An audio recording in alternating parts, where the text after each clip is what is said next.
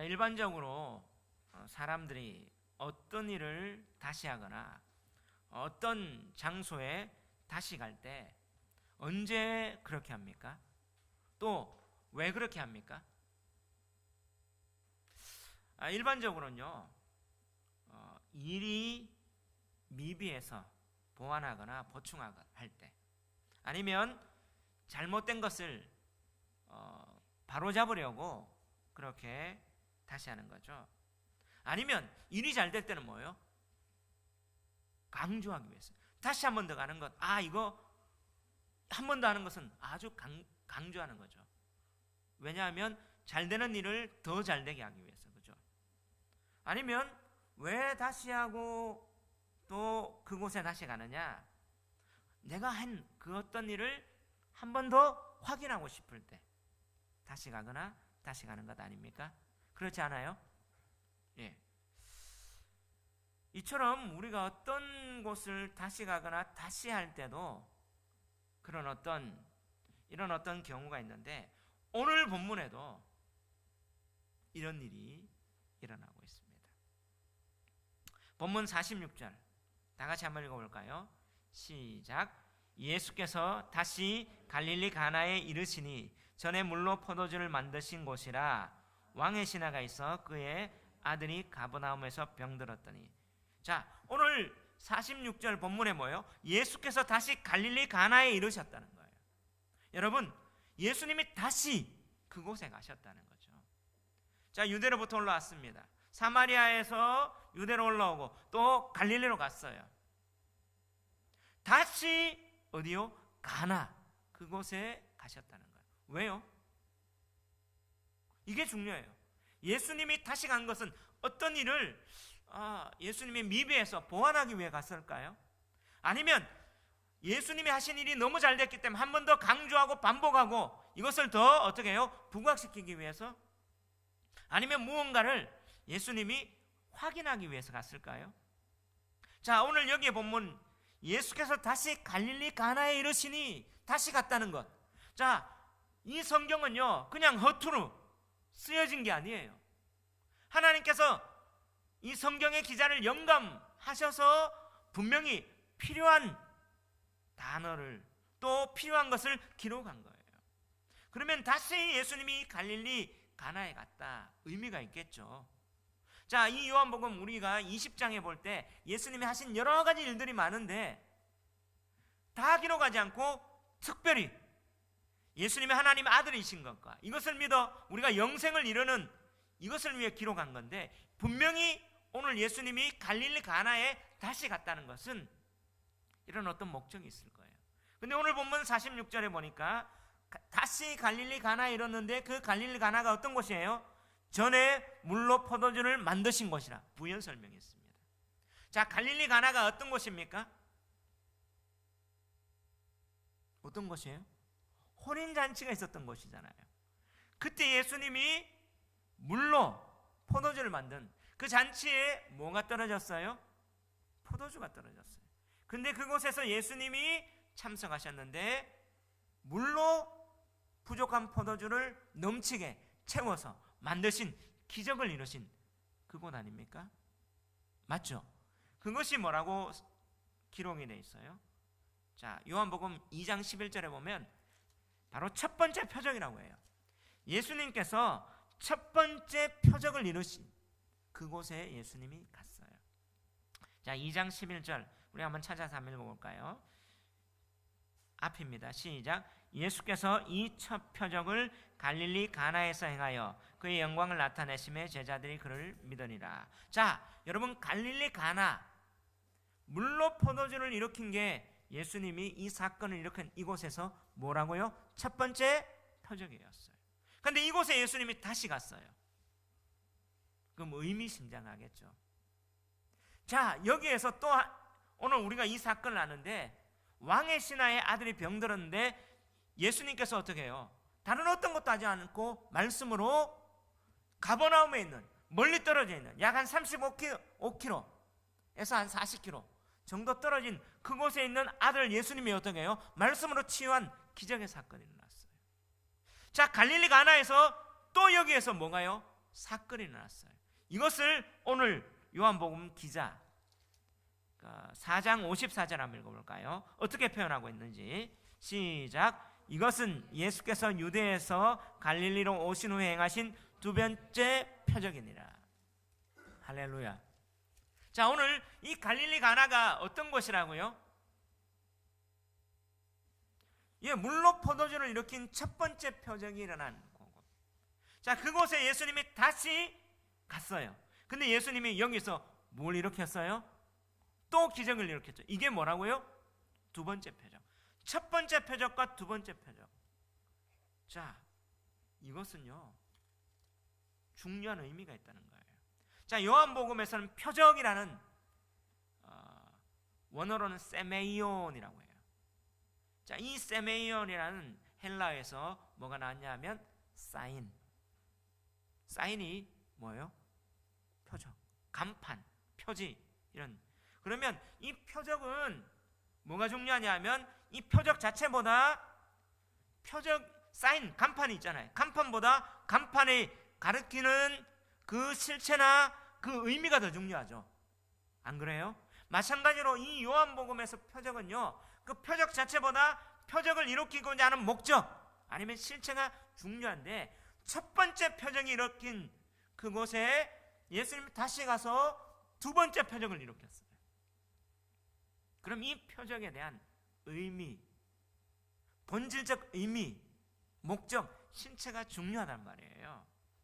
안 그렇습니까? 그렇다면 예수님이 이 표적을 일으킨 의미, 목적이 뭐예요? 똑같은 장소에 또다시 가서 이제 다른 기적을 일으켰는데 이것이 첫 번째 표적이고 두 번째 표적이라고 얘기해요. 자, 우리가 성경을 읽었잖아요. 4장 54절 앞은 몇 절이죠? 53절.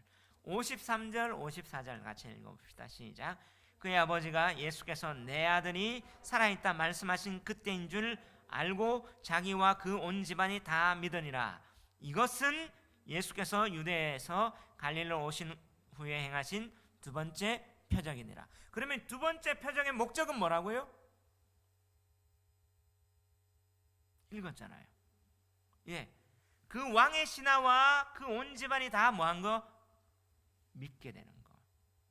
이 표적의 목적은 그 왕의 신하와 그 집안의 식구들이 예수님을 메시아로 믿게 하는 게 목적이었어요. 맞습니까? 그러면 첫 번째 표적의 목적이 뭐였어요? 2장 11절 우리가 아까 읽었죠? 한 번 더 읽어봅시다. 시작. 예수께서 이 첫 표적을 갈릴리 가나에서 행하여 그의 영광을 나타내심에 제자들이 그를 믿으니라. 자, 첫 번째 표적, 물로 포도주가 일으킨 표적의 목적이 뭐예요? 제자들이 믿게 되는 것. 자, 그러면 이 표적 동일하게 있는 것은 예수님이 뭘 강조하기 위한 거예요? 믿음을 주시기 위한 거죠. 아멘. 그러면 예수님이 똑같이 다시 한번 이거 하는 거는 보완하는 게 아니라 강조하는 거예요.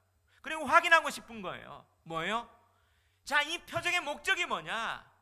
믿음을 주시기 위한 거. 정말 믿음이 어떤 건가라는 확인하고 싶고 이것이 진짜 믿음이다 강조하고 싶은 것 아니에요? 아멘. 이런 맥락 속에 오늘 이 사건, 두 번째 표적의 사건, 갈릴리 가나에서 두 번째 표적을 일으킨 왕의 신하의 아들을 예수님이 치유한, 고쳐준 이 사건의 목적은 뭐냐? 믿음이 뭐냐? 믿음의 본질이 뭐냐? 진짜 믿음이 뭐냐? 이걸 예수님이 가르쳐주고 싶은 거예요. 이걸 또한 확인하고 싶었던 거예요. 아멘. 그렇다면 여러분, 우리는요 여기에서 믿음이 뭐냐를 알아야 돼요. 어떤 사건 가운데, 우리가 예배드리는 가운데, 우리 가운데 일어났던 일 가운데 중요한 게 뭐예요? 믿음이 뭐냐? 정말 본질, 믿음의 참 본질 뭐냐? 어떤 게 진짜 믿음인가? 이걸 알아야 되는 거예요. 이런 맥락 속에 오늘 본문이 주고자 하는 메시지 두 가지입니다.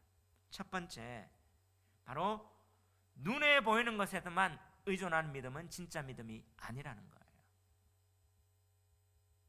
자, 오늘 본문의 메시지가 뭐냐? 진짜 믿음은 뭐냐? 이런 어떤 질문 가운데 첫째, 눈에 보이는 것에만 의존하는 믿음은 진짜 믿음이 아니다. 따라합시다. 눈에 보이는 것에만 의존하는 믿음은 진짜 믿음이 아닙니다. 뒤집어 말하면 가짜 믿음은 눈에 보이는 것에만 의존하는 믿음이라는 거예요. 맞습니까? 여러분, 우리가 믿음 하면서 착각하는 게 뭐냐면 눈에 보이는 현상, 눈에 보이는 현실, 그곳에만 의존하는 것은 뭐예요? 진짜 믿음 아니라는 것. 다시 말하면 가짜 믿음이라는 거예요. 이걸 예수님이 보여주기 위함이었어요. 왜냐하면 자, 오늘 잘 들으세요. 첫 번째 표적의 사건, 그리고 두 번째 표적의 사건이 동일한 장소에서 일어났죠. 맞습니까? 그럼 이 중간에 일어난 사건하고 이 사건은 뭐예요? 이 두 가지를 감사해요. 근데 유대인들은요, 어떤 중요한 진리를 보여주기 위해서는 대칭을 써요. 자, 첫 번째 표적, 갈릴리 가나에 물로 포도주를 일으킨 이 사건, 두 번째 똑같이 갈릴리 가나의 두 번째 표적, 이 사건 중간에 어떤 사건이 있습니까? 바로 니고데모, 거듭나는 사건. 이 거듭나는 사건 니고데모하고 또 대칭 일으키는 게 뭐예요? 사마리아 수가성의 여인이 거듭나는 거예요. 예수님을 믿는. 근데 유대인 중에 최고 덕목을 가진 사내들인 공회원이었고 또 유대의 랍비였던, 그리고 어떻게 해요? 율법에 출중했던 이도 거듭나고 사마리안 개보다 더 못한 정말 안 좋은, 자격으로 따지면 가장 최하층의 저질이었던 이 여인도 예수님 만나서 어떻게 해요? 거듭나는 사건이 대조되죠. 그런데 이 사건 옆에 표적 사건 가운데 또 사건이 일어나요. 어떤 거냐? 바로 오늘 본문. 자, 이렇게 대칭이 되는데 43절에서 45절까지 한번 읽어봅시다. 시작.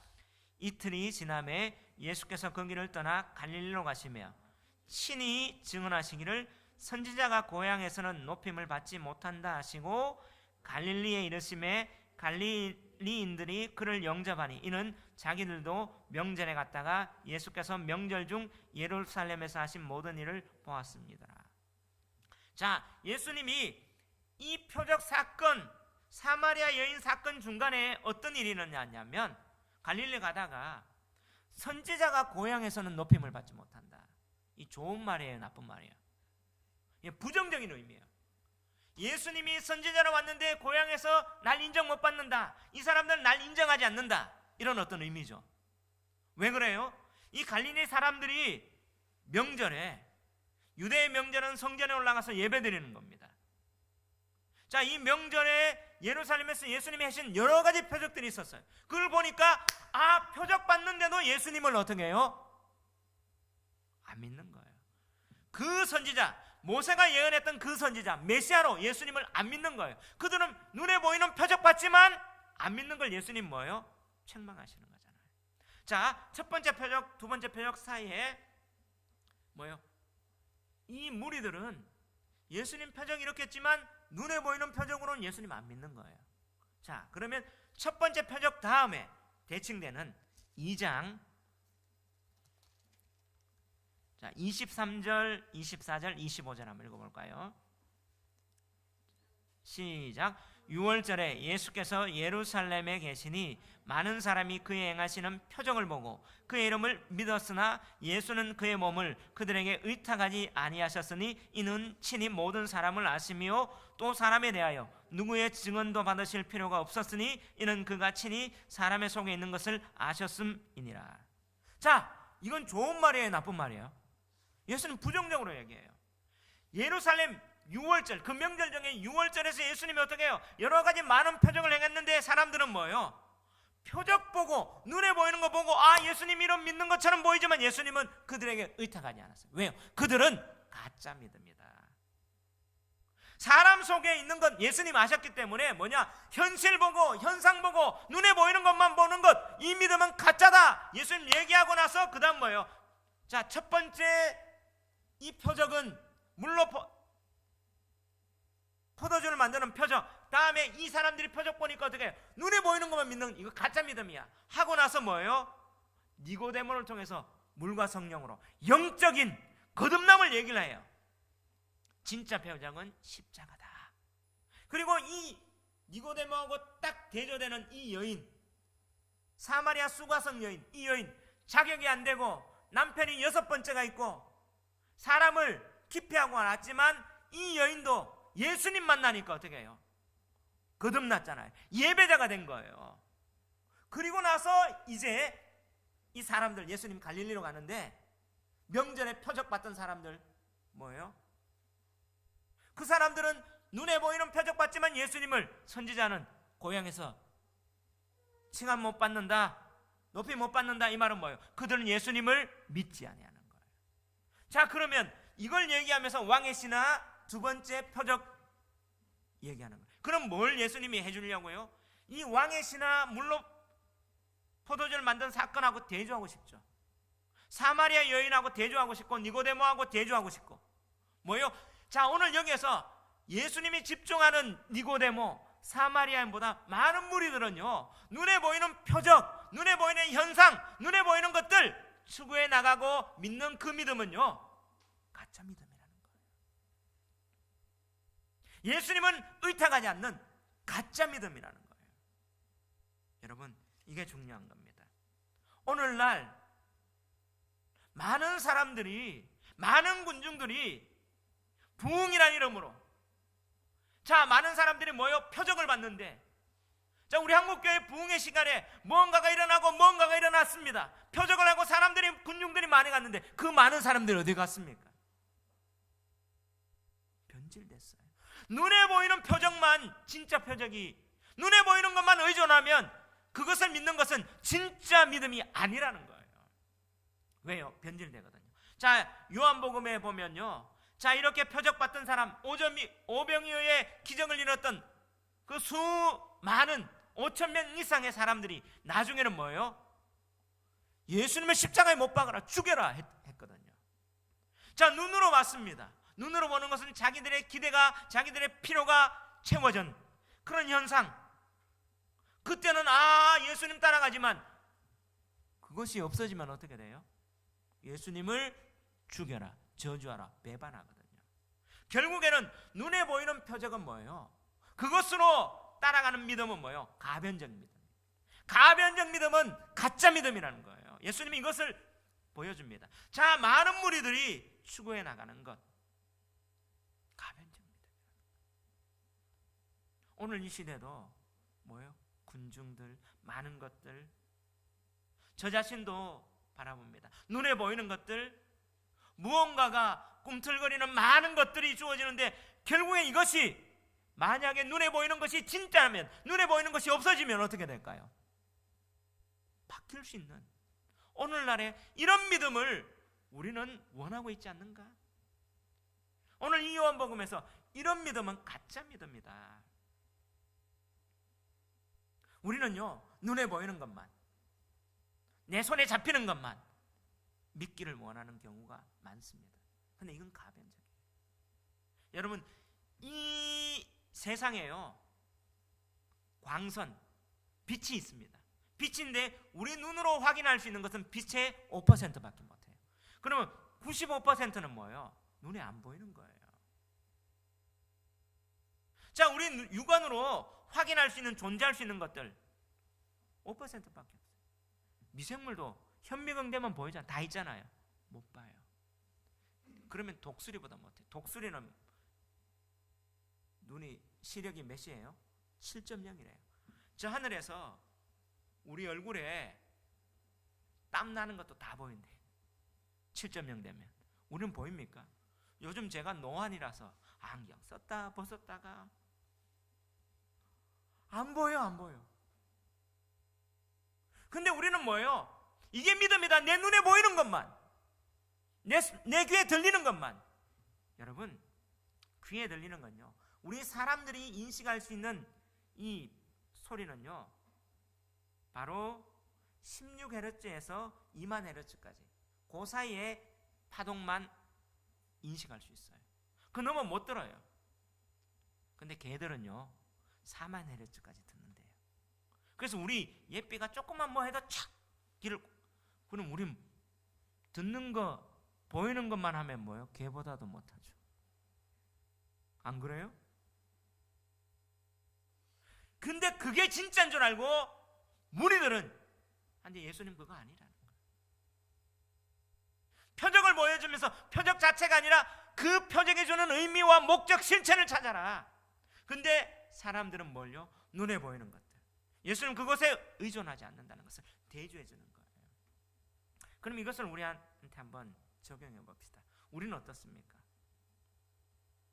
우리는 눈에 보이는 것에 또 손에 잡히는 것에 현실적인 그 문제를 위한 해결을 위해서 예수님을 추구해 나가고 하지 않았습니까?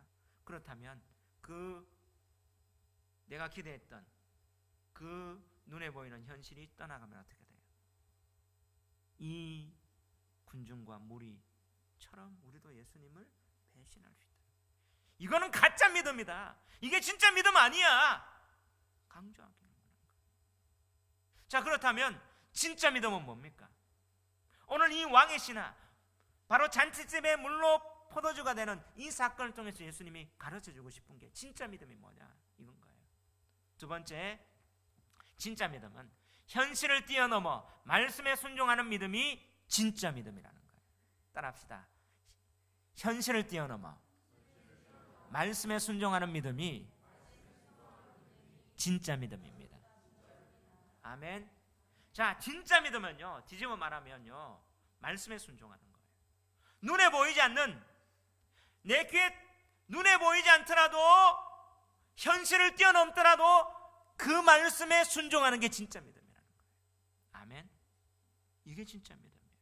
자, 오늘 46절에 보니까 예수께서 다시 갈릴리 가나에 이르시니 전에 물로 포도주를 만드신 곳이라.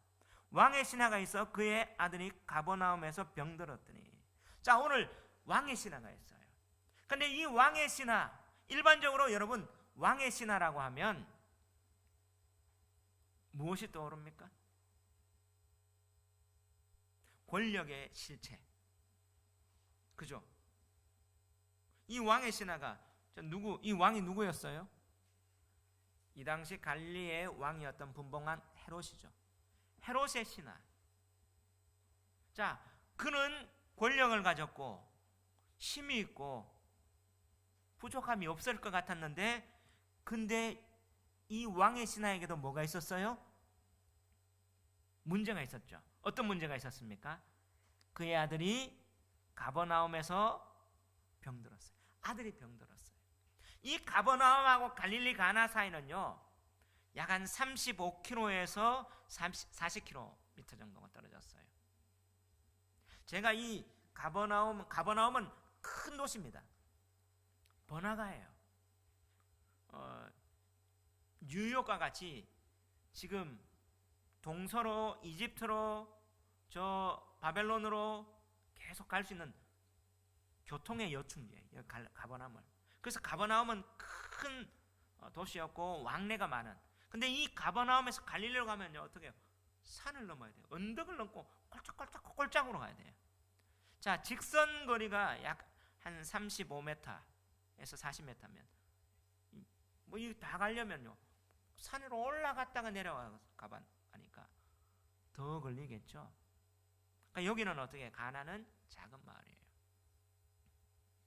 여기에 어떻게 해요? 왕의 신하의 아들이 그런 번화가에 살았는데 아들이 병들었어요. 근데 그가 47절에 보니까 어때요? 예수께서 유대로부터 갈릴리로 오셨다는 것을 듣고 가서 청하여. 자, 이 문제가, 자, 우리가 일반적으로 생각하면 고관대작 왕의 신하 정도는 문제가 없겠다 했는데 어떻게, 그 신하도 문제가 있고요.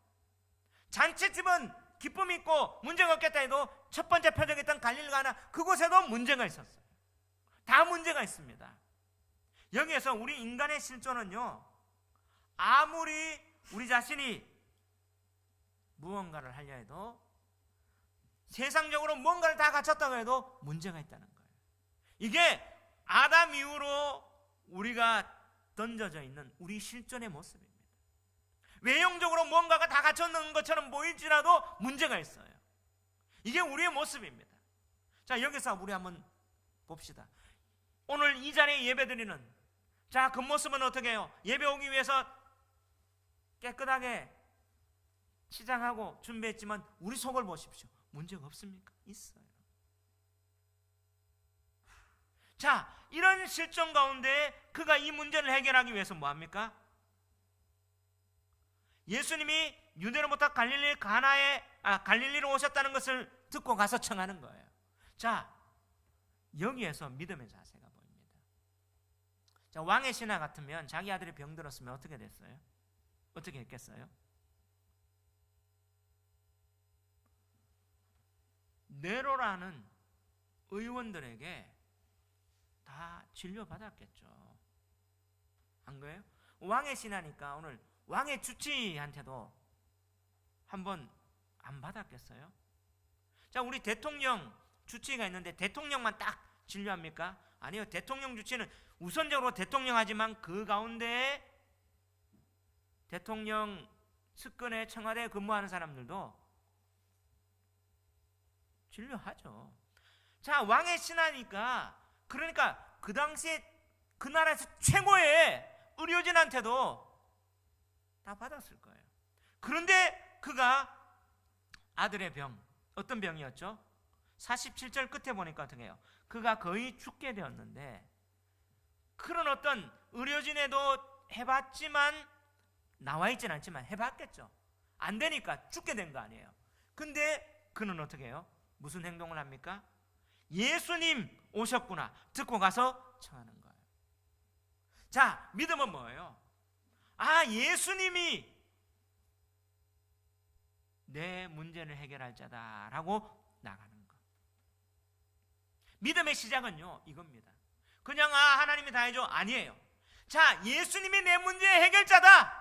다른 어떤 것들이 해결을 못하는 건 예수님이다 하면 나가는 거예요. 이런 태도가 바로 믿음의 시작입니다. 그런데 듣고 가서 청합니다.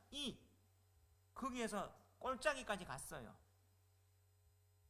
어떤 사람 같으면 예수님 불러라 할 수 있겠죠. 자기의 지기까지. 그런데 갔다는 것은 예수님에 대해서 나가면 되겠다라는 태도가 좋은 거예요. 믿음은요 이 태도입니다. 시작은 태도예요. 그런데 자, 이렇게 듣고 나가서 어떻게 얘기하냐면 내려오셔서 내 아들의 병을 고쳐주십시오. 좀 이렇게 제가 가버나움에서 가나로 갈 때는 막 올라갔어. 막 상처럼 언덕으로 막 꼴짝꼴짝 가다가 이렇게 살짝 내려왔거든요. 꼴짝. 그 내려오라는 말은 다시 한번, 가버나움은 갈릴리 호수 쪽에 있으니까 좀 낮은 지역이에요. 바다를 끼고 있는. 그 내려오십시오 했더니 좀 예수님 모셔가려고. 자기는 뭐예요? 예수님이 가면 내 아들에게 어떻게 하면 치료해 주겠지 기대하고 있죠. 안 그래요? 그러니까 오십시오 청했잖아요. 그가 거의 죽게 됐는데, 근데 예수님의 반응이 어떤 겁니까? 48절 한번 읽어봅시다. 시작. 예수께서 이르시되 너희는 표적과 기사를 보지 못하면 도무지 믿지 아니하리라. 자, 예수님의 말씀이 뭐예요? 너희는 표적과 기사를 보지 못하면 도무지 믿지 아니하리라. 자, 오늘 이것은 이중의 의미가 있어요. 44절에 보니까 친히 증언하시기를 선지자가 고향에서는 높임을 받지 못한다 하시고, 갈릴리에 이르심에 갈릴리인들이 그를 영접하니는 자기들도 명절에 갔다가 예수께서 명절 중에 예루살렘에서 하신 모든 일, 표적을 봤는데, 자, 이 사람들을 책망하는 것처럼 보이잖아요. 무리, 야, 이 무리들은 표적과 기사를 안 보면 나 믿는 거야, 눈에 보이는 표적을 믿는 거야, 이런 어떤, 자, 이 반응은 좀 내려오셔서 내 아들 고쳐주세요 하는데 예수님이 좋은 반응이에요, 안 좋은 반응이에요? 안 좋은, 거절하는 거예요. 또 하나는 의미는 뭐예요? 뒤집어 말하면 너희는 표적과 기사를 보지 못하면 도무지 믿지 않는다. 이 말은 뭐예요? 뒤집어 말하면 믿음은 표적과 기사를 통해서 나오는 게 아니야, 이 말이죠. 그런 말 아닙니까?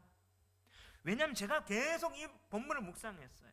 이 48절의 이 의미가 뭘까 묵상하다 보니까 이 왕의 신하한테 예수님이 얘기하는데 너희는 표적과 기사를 보지 못하면 도무지 믿지 않는다. 이 말은 뭐예요? 책망했던, 그 앞에 거를 책망할 수도 있고 사람들을. 근데 이 사람 앞에 직접 얘기하는 거잖아요.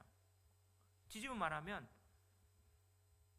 표적과 기사를 보지 못하면 믿지 않는다는 말은, 믿는다는 것은 표적과 기사 안 봐도 믿는 거 아니에요. 진짜 믿음은 표적과 기사 안 봐도 믿는 거야, 이렇게 얘기를 했어요. 예수님은 뭐예요?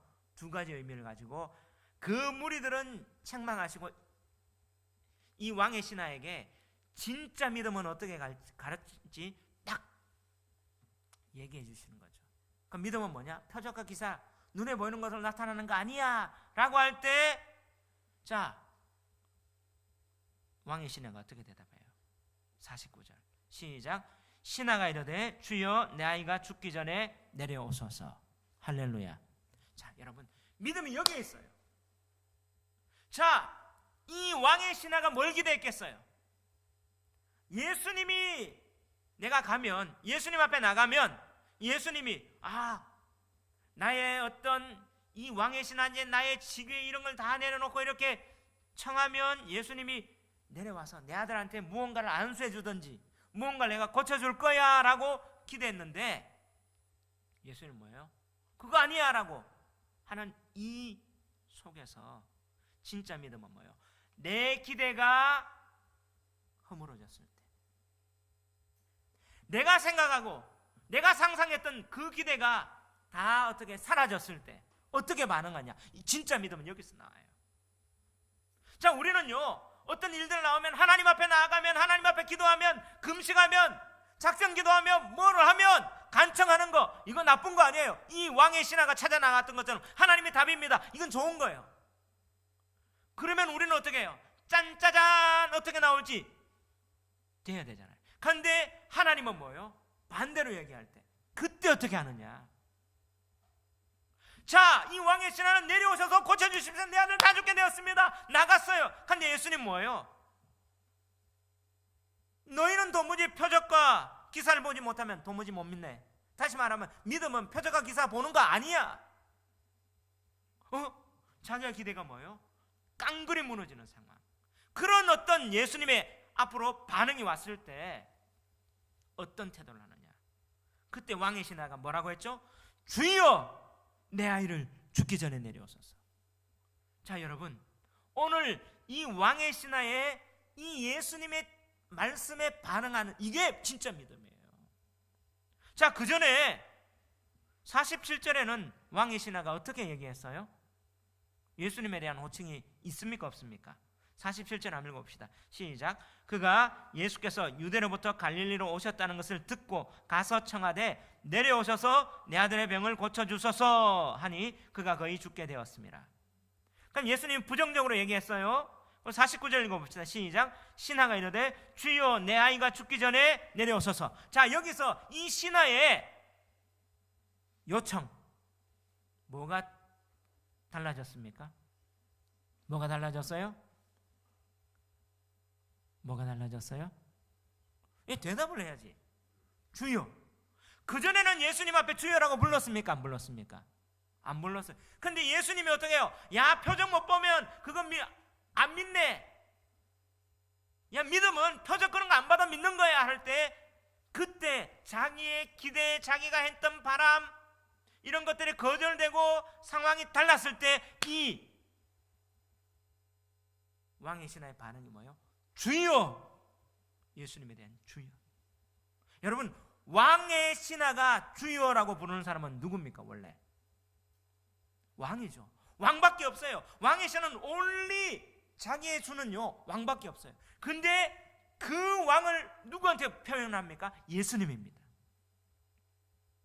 현실적으로 나는 왕을 섬겼는데 내 아들 문제 있는 거 죽기 전에 오십시오 했는데, 내 왕이 아니라 진짜 내 왕은 당신입니다. 당신이 거절하도 당신입니다.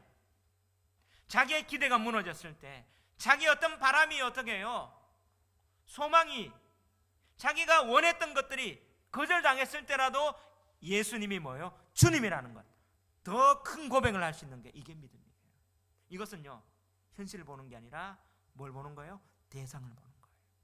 그러므로 믿음은요, 현실이라는 그걸 보는 게 아니라 믿음의 대상인 예수님이 누구냐, 이걸 보는 거예요. 그런 이런 말 가운데 예수님을 주님으로 인정하는 거예요. 우리는 어떻습니까? 저는요, 작년 이맘때 7월달에 왔잖아요. 작년 이맘때 제가 성정기도 40일을 작정하고 무언가가 딱 40일을 딱 작정하고 교회 물이 2번 가득 찼단 말이에요.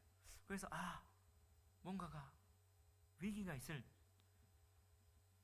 이틀의 연속 거쳐서 교회 바닥에 물이 잠겼단 말이에요. 그걸 보고 제가 두려워가지고 이거 교회가 이거 망하는 거 아니냐 이런 마음. 그때는 사실 그 당시에 예배 드렸을 때는 이 많은 사람들이 예배 드려요. 그때 제가 두려워가지고 40일 성정기도 작정하고 교회에서 자면서 했어요. 자, 제 기대가 뭐냐, 40일 성정기도 다 작정하면 짱 하면 무언가가 부흥 일어나고 뭔가가 일어나고 이 문제가 해결될 줄 알았는데 웬걸 오히려 더 어려운 일이 있었어요. 그때 주님은 내게 뭘 요구하시냐? 믿음 요구하시냐. 누구를 보느냐? 그럼에도 불구하고 예수님이 주님인 건가? 오히려 그런 상황에 예수님만 주인으로 인정하고 믿느냐? 이걸 원하시는 것 같았어요. 자, 진짜 믿음은 여러분, 우리가 원하고 우리가 기도하고 우리가 기대하고 찾아갔는데 오히려 내가 생각했던 대로 반대로 오히려 내 기대가 다 와르륵 무너졌을 때, 그때 우리가 찾아갔던 예수님, 그분을 어떻게 대하느냐, 진짜 드러나는 거예요. 내가 열심히 공부하면 이 대학에 꼭 이번에 합격할까 했는데 웬걸? 내가 이번에 이렇게 열심히 하면 승진할까요? 웬걸? 내가 이렇게 하면 사업이 잘 될 거야? 웬걸? 그렇게 됐을 때 우리가 하나님 앞에 기도하고 뭔가 작정했는데도 오히려 일이 안 됐을 때, 그때 내가 나갔던 대상 하나님, 예수님, 그분에 대해서 내가 어떻게 반응하느냐, 이게 진짜 믿음을 찾아낼 수 있는 시금석이에요. 오늘 여기는 뭐예요? 주여, 주님으로 고백하는 거예요. 바로 자기가 기대했던 것이 오히려 안 좋은 반응이는, 그러므로 믿음은요, 현상에 대한 것이 아니라 뭐요? 대상이에요. 그래서 어떻게 해요? 예수님에 대한 태도를 더 확실하게 했어요. 예수님 주님입니다 하니까 예수님이 이제 진짜 답을 줬어요. 뭐라고 답 줍니까? 50절 읽어봅시다. 시작.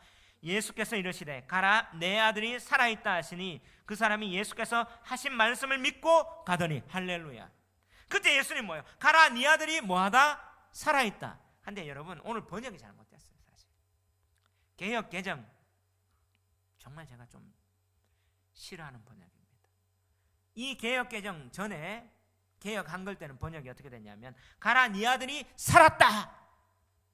살아있다 하니까 뭐예요? 그냥 안 죽고 목숨 버티고 있는 느낌이잖아요. 근데 원래 원문에도 보면 네 아들이 살아났다, 이런 어떤 의미예요. 자, 이렇게 예수님이 어떻게 해요?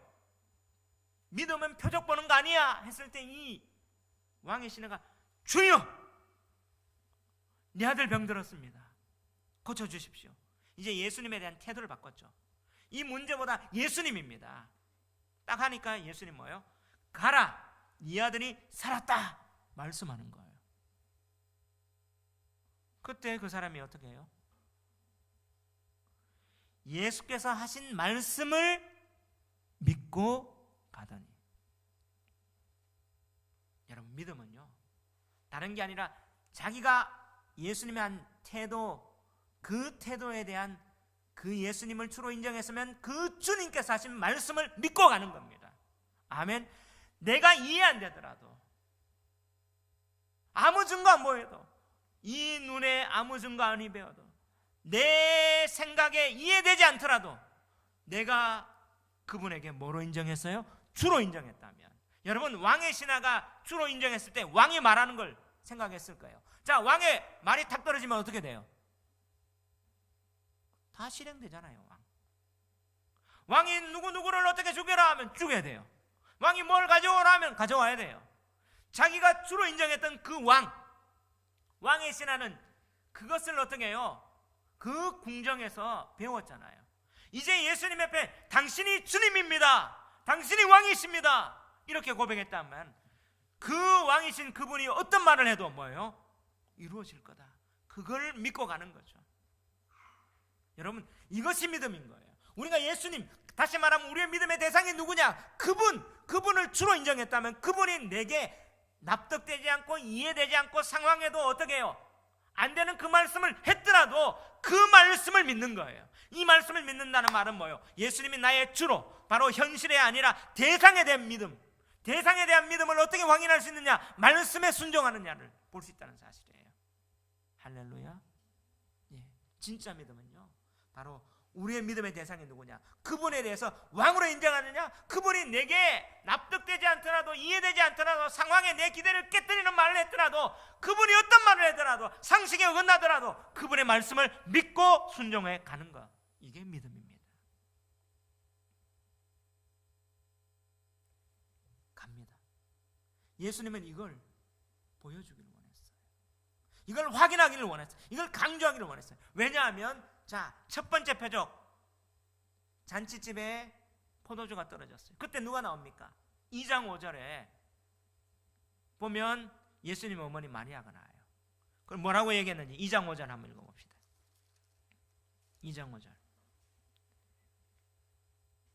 4절 5절을 다 읽읍시다. 시작. 예수께서 이르시되 여자야 나와 무슨 상관이 있나이까? 내 때가 아직 이르지 아니하였나이다. 그의 어머니가 하인들에게 이르되 너희에게 무슨 말씀을 하시든지 그대로 하라 하니라. 할렐루야. 자, 3절에 보니까 포도주가 떨어지는 거예요. 예수의 어머니가 예수에게 이르되 저들에게 포도주가 없습니다. 왕의 신하고 똑같죠? 내 아들 고쳐주십시오 하니까 예수님 뭐예요? 부정적인 말을, 여자여 나와 무슨 상관이 있나니까? 내 때가 아직 안 이뤘습니다 하는데, 이 예수의 어머니의 반응이 뭐예요? 너희에게 무슨 말씀을 하시는지 그대로 하라. 예수님에 대한 태도입니다.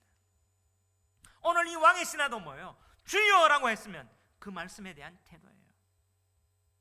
상식에 어긋나더라도, 내 기대에 어긋나더라도 나는 그 말씀에 순종하고 가리라. 이게 믿음입니까? 우리는 어떻습니까? 믿음, 내가 기대했던 것처럼 나와야 믿음 아닙니까? 근데 나하고 반대되는 대로 하라고 하면 어떻게 해요? 믿고 갑니까? 보는 거예요. 근데 이 왕의 신하는 그 말씀 그대로 믿고 갔습니다. 진짜 믿음 이거다. 근데 51절에 보니까 내려가는 길에 그 종들이 오다가 만나서 아이가 살았다 하거늘 그 낫기 시작한 때를 물은즉 어제 7시에 열기가 떨어졌나이다 하는지라. 자, 유대의 시간은 우리하고 뭐예요? 6을 6을 더하거나 빼면 돼요. 자, 7시니까 몇 시죠? 빼면 오후 1시. 이걸 확인해 보니까 53절 다 같이 읽어봅시다. 시작. 그의 아버지가 예수께서 내 아들이 살아있다 말씀하신 그때인 줄 알고 자기와 그 온 집안이 다 믿으니라. 할렐루야. 여러분, 말씀 믿고 가니까 어떻게 해요? 말씀 순종하고 가니까 어떻게 해요? 그 말씀에 역사가 일어났어요. 결국에는 이 말씀에 역사가 일어났는데 뭐예요? 치유가 일어났어요. 오늘 여기서 중요한 게 치유를 했다라는 게 중요하지 않고, 오늘 이 결론은 뭐예요? 자기와 그의 온 집안이 믿었다는 거예요. 결국에 뭐예요? 육신의 치유를 넘어서 예수님의 제자가 됐다는 것을 오늘 이 성경은 얘기해 주는 거예요. 진짜 믿음은 내 문제, 그냥 내 앞에 있는 현실이 해결되는 게 아니라 이것보다도 그의 영혼이 영생을 얻게 되고 그의 집안이 구원을 받게 되고 그의 집안이 예수님을 믿어서 하늘나라를, 하나님의 진짜 참 백성이 되는 것이 목적이라는 것을 보여주는 겁니다. 할렐루야. 오늘 이 왕의 신하가 누굽니까? 궁금하지 않아요? 안 궁금해요? 이 왕의 신하는요, 누가복음 8장 3절에 보면 한번 읽어봅시다. 시작. 헤롯의 청지기 구사의 아내 요한나와 수산나와 다른 여러 여자가 함께 하여 자기들의 소유로 그들을 섬기더라. 자, 학자들이나 다른 사람들을 보면 다 헤롯의 청지기 구사라고 해요. 자기만 믿은 게 아니라 누가 믿었어요? 그의 아내 요한나도 믿었어요. 그런데 누가복음은 누가 썼습니까? 누가가 썼죠. 누가는 헬라인 의사입니다. 그런데 요한복음에는 이 사람하고 그의 온 집안이 다 믿었는 건 알겠죠. 유대인이었으니까. 그런데 어떻게 해요? 누가복음의 기자까지 이 왕의 신하 이름을 알 정도면 이 사람의 믿음의 행동이 그 당시 교회 공동체에 지속됐단 말이에요? 끊어졌단 말이에요? 지속됐단 말이에요.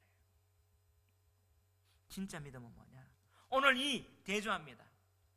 군중들은 자기의 필요가 채워질 때는 예수님의 표적을 믿다가 자기의 필요가 안 채워지니까 예수를 십자가에 못 박아서 다 예수님 버리고 떠나갔는데 오늘 이 집안은 뭐예요? 다 믿었다는 말은 이 믿음이 계속 예수님 옆에 지속돼서 공동체 가운데 계속 있었기 때문에 누가도 어떻게 해요? 볼 수 있을 만큼. 그렇습니다. 진짜 믿음은요, 정말 그 하나님 나라 공동체 안에 계속 머물면서 이 믿음이 눈에 보이는 것이 아니라 말씀대로 준행하고 그곳에 뿌리를 내리며 하나님 나라를 심어가는 이 믿음을 예수님은 확인하고 강조하기 싶어서 한 번 더 이 사건 또 이렇게 이루셨다는 거예요. 아멘. 결국엔 왜 문제 해결되는 게 아니에요. 예수님 믿는 이 공동체에 계속 이 믿음을 유지하며 이 신앙을 계속 나가서 자기의 자녀까지 온 집안까지 다 이렇게 내려가는 것, 이 신앙이 계속 개성되는 것, 이게 가장 중요한 거예요. 제가 이 말씀을 준비하다가 지난 금요일 날 제 아내한테 진짜 있었던 일인데 이 간증을 다시 한번 듣게 됐어요. 우리 권사님이 이제 교회 청소 봉사를 하세요. 근데 류마티스 관절염이 있어서 아픈 가운데서도 이렇게 하시는데 그 얘기하다가 지금도 이제 계속 약을 드시고 계시잖아요. 그러니까 류마티스 관절염은요, 불치병입니다. 그런데 제 아내가 류마티스에서 치료받았어요. 급성 류마티스 와서, 급성은요 뼈마디가 다 쑤시고 아파요. 제가 이 류마티스 와가지고 다 조사하고 좋다는 걸 다 먹이고, 병원도 뭐예요? 류마티스 관절 내과가 있는, 류마티스 내과가 있는 종합병원이 있어요. 거기를 찾아가서 혈액 검사하고 다 하니까 류마티스 급성으로 온 거예요. 이거는요 고질병인데 온몸이 다 아파요. 수시로. 그때 제가 강도사 때였습니다. 목사 안수를 받기 전에 내 아내가, 그 건강하던 아내가 아프니까 직장도 그만뒀고, 그리고 제가 목회를 할 수 있겠는가, 이런 어떤 부분. 이 금요일 날 이 이야기를 다시 하면 제가 막 다시 한번 그때를 다시 한번 생각하게 된 거예요. 그때 생각해 보니까 제가 진짜 목회를 계속 할 수 있는가. 그때 목사 안수 받기 전에 막 강도사 고시 되고 목사 고시보다 더 중요한 게 하나님 날 부르셨나, 그 확인하고 싶었어요. 그래서 제가 뭘 했냐면 금식을 했어요. 금식은 뭐냐 하면 곡기를 끊는 거기 때문에 내 목숨줄은 하나님 앞에 있습니다 하며 3일 금식하고, 하나님 뭔가 내게 내 목숨도 내놓기 때문에 내가 이 길 가야 되는 거 맞는지 확인해 주십시오. 그러면서 막 내가 기도하고 하면 어떻게 내 마음이 움직이는 대로 움직이잖아요. 그냥 성경을 제가 평소에 읽는 배로 읽겠습니다. 답을 해주십시오 하다가 제가 그 성경에서 답을 얻었어요. 그래서 목사 안수 받아야 되겠다 한데, 제가 그 끝나고 나서 딴 거보다 환경이 어렵고 더 안 좋아, 오히려 목회길 가면서부터 저는요 힘든 일이 더 많아졌단 말이에요.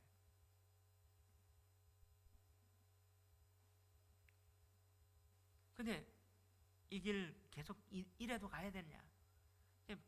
말씀은 주셨단 말이에요. 가겠습니다. 이제 안수받겠습니다. 내 아내가 이래 힘들어도, 사실 목회하는데 아내가 이렇게 된다는 것은 같이 정말 힘든 상황이에요. 근데 제 아내가 정말 13살부터 평신도 서리 집사 가정에서 교회 없는 곳에 교회 개척내서 전 재산을 다 털어서, 그리고 13살부터 어떻게 해요? 교회 딸이라는 얘기 들어가면서 그렇게 섬겨왔던 그가 병이 들리고 아무것도 할 수 없는 너무 고통 속에 있는 과거가 계속 보였겠죠. 근데 목사 안수받기 한 3일 전이었던 것 같아요. 이틀인지 3일 전에 제 아내가 정말 아침에 제가 이제 교회 출근하고 저기 있으면서 그냥 주방에 앉아 있었대요. 아프니까 앉아 있었는데 갑자기 그날 아침에 주 예수 내가 알기 전 날 먼저 사랑했네, 이 찬양이 막 오더라고요. 그러면 그냥 엉엉 울었대요. 아, 내가 뭘 하나님 앞에 드려가 아니라 예수님이 내 지금 알기 전에 날 먼저 사랑했구나. 그냥 앉아서 막 은혜를 받아서 울었어요. 울고 나니까 어떻게 해요? 주님 이 길 갈 수 있겠네, 이런 마음이 들었겠죠. 그러다가 우리 아들 예훈이가 한 5살 때 정도, 뭐 3-4살 정확한 나이는 모르겠어요. 어릴 때 예은이 둘이 이렇게 데리고 집을 오려면 육교를 건너야 돼요. 우리 도래울 앞에 있는 이 육교가 아닌 왕복 8차선에 10차선 있는 이 2층 육교 있잖아요. 그걸 건너야 되는데 버스를 타고 왔는데 평소 애들 없어도 그 육교를 건너기 위해서 한 5-6번 무릎하고 모든 게 아파가지고 관절이 지나가야지 가는데, 그날 버스 타고 목사 안수식에 입을 아이들 옷을 사러 갔다가 우리 예훈이가 잠들었대요. 근데 버스 내리고 나서 그 아이를 안고 6개월 다시 나고 딱 와보니까 뭐예요? 내가 한 번도 안 쉬고 이 아이를 안고 6개월을 건너왔네? 할렐루야. 하나님 그때 치유해 주셨을 거다. 할렐루야. 이 길 걸어가라고. 우리가 믿음이 좋아서? 아니에요. 내가 기도를 많이 했어. 주님을 향한 거 있지만 주님이 날 찾아왔고, 이 상황에도 이 길 걸어갈래? 말씀 주셨고, 주님 할 때 주님이 걸어가시는 거예요.